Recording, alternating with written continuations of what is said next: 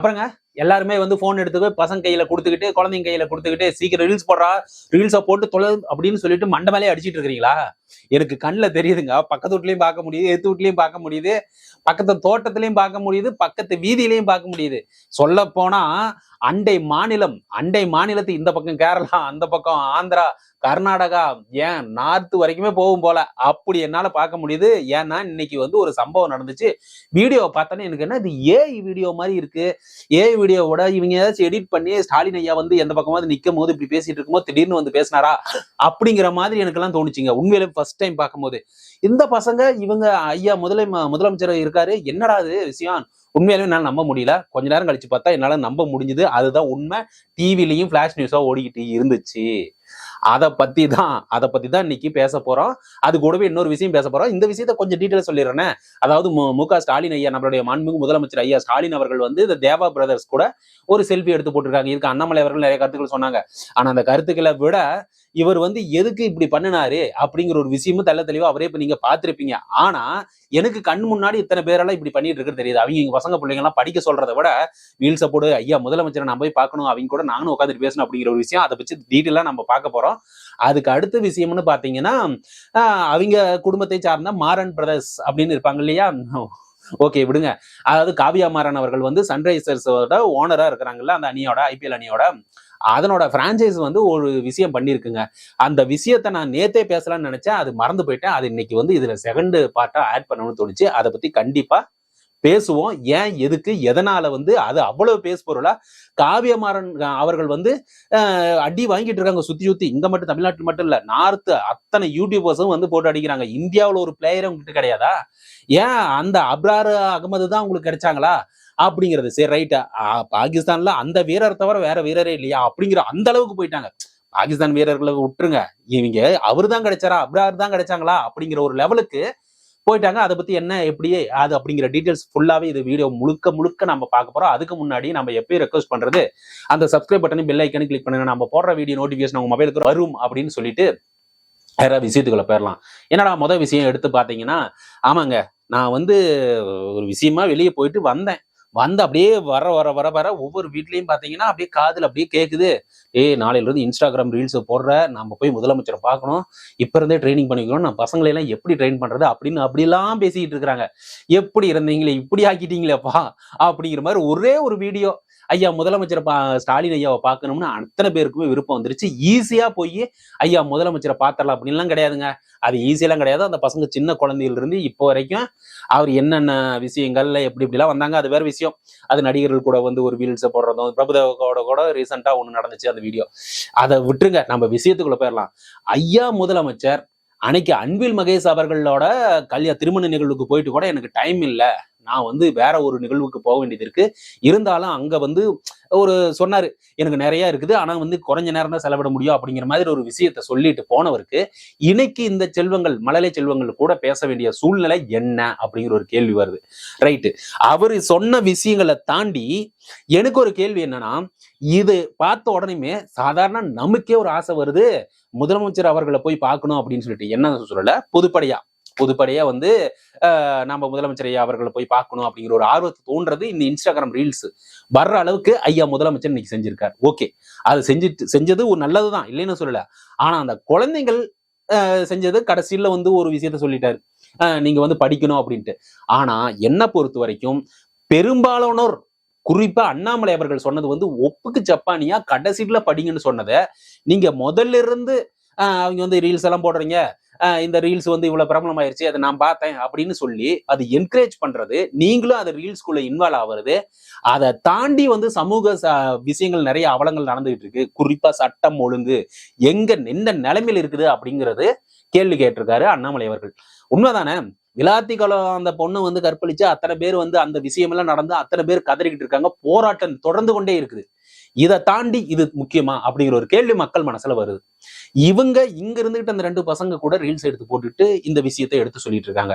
அப்போ அந்த ரீல்ஸ்ல உள்ள ஃபாலோவர்ஸ் ஐயாவை பார்ப்பாங்க அப்படின்னா, இல்ல முதலமைச்சர் அவர்கள் வந்து கருத்துக்களை வந்து அத்தனை பேருக்கு கொண்டு போய் செலுத்தணும்னு நினைக்கிறாரா அப்படிங்கிற ஒரு கருத்தை நான் உங்க முன்னாடியே வச்சிடறேன். அதுக்கான கருத்துக்களை நீங்க கமெண்ட்ஸா சொல்லுங்க, நம்ம படிச்சு தெரிஞ்சுக்குவோம். ஆனா அதை தாண்டி இந்த விளாத்திக்குளம் இஷ்யூ வந்து அது போலீஸ் ரைட்டு, அது காவல்துறை விசாரிச்சுட்டு இருக்குது, அதுல எந்த மாற்று கருத்தும் கிடையல. இருந்தாலும் அதை அதை தாண்டி இது பெரிய விஷயமா அப்படிங்கிற ஒரு விஷயமும் எனக்கு முக்கியமா எனக்கு கேள்வி கேட்கணும்னு தோணுது. இதை எல்லாமே மக்கள் உன்னிப்பா பார்த்துட்டு இருக்கிறாங்க. அன்னைக்கு வந்து தூய்மை பணியாளர்கள் பிரச்சனை அப்போ படம் கூலி, இன்னைக்கு இங்க விளாத்திக்குளம் இஷ்யூ அப்போ இன்னைக்கு வந்து செல்ஃபி, அதாவது ரீல்ஸ். ஸோ இது எல்லாத்தையுமே நம்ம வந்து கலெக்ட் பண்ணி பார்க்கும்போது என்னதாயா நடக்குது நாட்டுக்குள்ள அப்படிங்கிற ஒரு கேள்வி வருது. அதே சமயத்துல திராவிட முன்னேற்ற கழகத்தை சார்ந்து சில பேர் வந்து வீடியோ பார்த்துட்டு இருப்பீங்களா, அவங்களுக்கு வந்து நான் வார்த்தைகளை சொல்லி ஆகணும். காரணம், ஐயா முதலமைச்சர் அவர்கள் இதை மட்டும் செய்யல, இதுக்கு முன்னாடி கல்வியில் சிறந்த செல்வங்கள், அதாவது மாணவர்களையும் ஊக்குவிச்சிருக்காரு, விளையாட்டுத்துறையில் சிறந்தவர்களையும் ஊக்குவிச்சாரு. ரைட்டு, தப்பே இல்லை. ஆனா இந்த ரீல்ஸ் அப்படிங்கிற ஒரு விஷயத்த இவர் ஊக்குவிக்கிற மாதிரிதான் தருது. இது உண்மையிலுமே இதனால் என்ன பயன் வருது அப்படிங்கிற ஒரு கருத்து எனக்கு தெரியும். அவங்க போட்டாங்க, பாடுனாங்க, இது பண்றா, தம்பி பாடுறா, அப்ப அண்ணன் பாடுறா அப்படின்னு சொல்லிட்டு பாடிட்டு வந்தாங்க. இதனால என்ன கருத்துக்களை நம்ம வைக்கிறோம்? அந்த பசங்க கிட்ட திருக்குறள் கேட்டீங்க, அது ஸ்கிரிப்டடா என்ன அப்படிங்கிறது தெரியல. ஒருவேளை ஸ்கிரிப்டடா இருந்துச்சுன்னா அதுக்கு என்னங்க கருத்து சொல்றது? ரைட்டு, அது ஸ்கிரிப்டடா இருக்கிறதுக்கு வாய்ப்புகள் அதிகமா இருக்குது. ஏன்னா சின்ன குழந்தைங்களுக்கு அவங்களுக்கு வந்து டைரக்ட் பண்ணி ஆகணும். அந்த இடத்த பொறுத்த வரைக்கும் ஐயா கிட்ட எப்படி நடந்துக்கணும், அவங்க பேரண்ட்ஸ்க்கும் வந்து இதுக்கு முன்னாடி தலைமைச் செயலகமா பார்த்திருக்க மாட்டாங்க, எப்படி இப்படிலாம் நடக்கணும் அப்படிங்கிற ஒரு விஷயம் இருக்கும். ஆனா எனக்கு இன்னமும் பிடிபடாத விஷயம், அவங்க ஏன் இங்க வந்தது. இன்னைக்கு அந்த சூழ்நிலை, கல்வித்துறை அமைச்சர் இவங்க எல்லாருக்குமே பெரிய பெரிய வேலைகள் இருக்கு. இதை தாண்டி நல்லாவே நீங்க யோசிச்சு பாருங்க, ஒரு தமிழ்நாட்டு மக்களா, ஒரு இந்திய குடிமகனா, அரசியல் ஆலோசகரா, ஒரு அரசியல் ஆர்வம் மிக்கவர்களா, இல்ல உங்க குடும்பம், உங்க சொசைட்டிய நேசிக்கிற ஒருத்தர், இந்த விஷயம் ஐயா முதலமைச்சர் அவர்கள் இங்க சந்திச்சது முக்கியத்துவமா? இதனால வந்து சமுதாயத்தில் பல பேருக்கு குடிநீர் வந்து வசதி கிடைச்சது, பல பேருக்கு வந்து சாலை வசதி எந்த பிரச்சனையும், பல குக்கிராமங்களில் இன்னும் சாலை விரிவாக்கம் பண்ணாமே இருக்குது. ஓட்ட உடசலா அந்த வந்து போகும்போது, சைக்கிள்ல போகும்போது அப்படியே அப்படி ஒதுங்கி நலத்தனமா பார்த்து போயிட்டு இருக்கிற சூழ்நிலை இன்னைக்கு இருக்குது. தெரு லைட்டுகள் சரியாக எரியாத பழுதடைந்த நிலையில் இருக்குது அந்தந்த பஞ்சாயத்து. இவ்வளவு வேலைகள் வந்து முழுமை பெற்று இருக்குதா தமிழ்நாட்டுக்குள்ள அப்படின்னா, கொலை, கொள்ளை, கற்பழிப்பு, இந்த கஞ்சா புழக்கம், இது மாதிரி வந்து ஒரு என்னன்னே செய்யாம தெரியும் ஓட வெட்டுறது, இது மாதிரி பல பிரச்சனைகள் தமிழ்நாட்டுக்குள்ள சுத்திக்கிட்டு இருக்கிற சூழ்நிலையில இந்த இன்ஸ்டாகிராம் ரீல்ஸ் இருக்கா? அந்த பக்கம் போனீங்கன்னா இந்த, அதாவது நம்ம இது கனிமூல கொள்ளை, இந்த கனிமூல கொள்ளையை வந்து நம்ம தடுத்துட்டோமா அப்படின்னு ஒண்ணு தெரியல. மருத்துவத்தில் பல குளறுபடிகள், உதாரணத்துக்கு கிட்னி, அந்த கிட்னி முறைகேடு நடந்துச்சு இல்லையா, அதுக்கான விசாரணை என்ன நடந்துச்சு? பல ஊழல்கள், பல லஞ்சம் பெறும் அதிகாரிகள் இன்னைக்கு உளவிட்டு தான் இருக்கிறாங்க. பல பேர் இன்னைக்கு லஞ்சம் கொடுத்துதான் கவர்மெண்ட் வழியா நடக்க வேண்டிய அவங்களுடைய தேவைகளை பூர்த்தி செஞ்சுட்டு இருக்கிறாங்க. சோ இதையெல்லாம் நம்ம வந்து முழுமை பெற்று விட்டோமா அப்படிங்கிற ஒரு கேள்வி கேட்டா இல்ல. பெண்களுக்கு பாதுகாப்பு என்ன நிலைமையில இருக்குது? சோ இது மாதிரி நிறைய விஷயங்கள் நம்ம எடுத்து அடுக்கிக்கிட்டே போலாம். அதுக்கு எல்லாத்துக்கும் பதில் இருக்கா? பதில் இருந்தா இந்த ரீல்ஸ் போடுற விஷயத்த அப்ரிஷியேட் பண்ணலாம். சோ இதனாலதான் அனைத்து தலைவர்களும், அனைத்து எதிர்கட்சிகளும் இது வந்து ரீல்ஸ் போடுறவர் தான் அப்படிங்கிற ஒரு விஷயத்தை எடுத்து வைக்கிறாங்க. நாம அந்த அளவுக்கு நம்ம சொல்ல வேண்டிய அவசியம் இல்லை. நாம ஏன்னா நம்மளுடைய தமிழக முதலமைச்சர் அவரை வந்து இப்படி சொல்லணும் அப்படி சொல்லணும் கிடையாது. நம்ம சேனலை பொறுத்த வரைக்கும் எப்பவுமே ஒரு மரியாதை குறைவு அப்படிங்கிற ஒரு விஷயம் இருக்கவே இருக்காது. அதை யாராவது நாளைக்கு வந்து திராவிட முன்னேற்ற கழகம் ஆட்சியில் இல்லாத போதும் அவர் திராவிட முன்னேற்ற கழகத்தின் தலைவர் மு.க. ஸ்டாலின் ஐயா அப்படிங்கிற வார்த்தை மாறாது அப்படிங்கிறது நான் உறுதியா சொல்லிக்கிறேன். ரைட், இப்ப நம்ம அடுத்த விஷயத்துக்கு போயிடலாம். அடுத்த விஷயம், இவ்வளவு விஷயத்த பார்த்து அப்படியே மண்டை சூடாகி கிடக்குது. சரி, எங்க போலாம்னு பாத்தீங்கன்னா, மறுபடியும் அதே குடும்பத்துல இருந்து ஒரு விஷயம் வந்து தூக்கிட்டு வந்திருக்குதுங்க.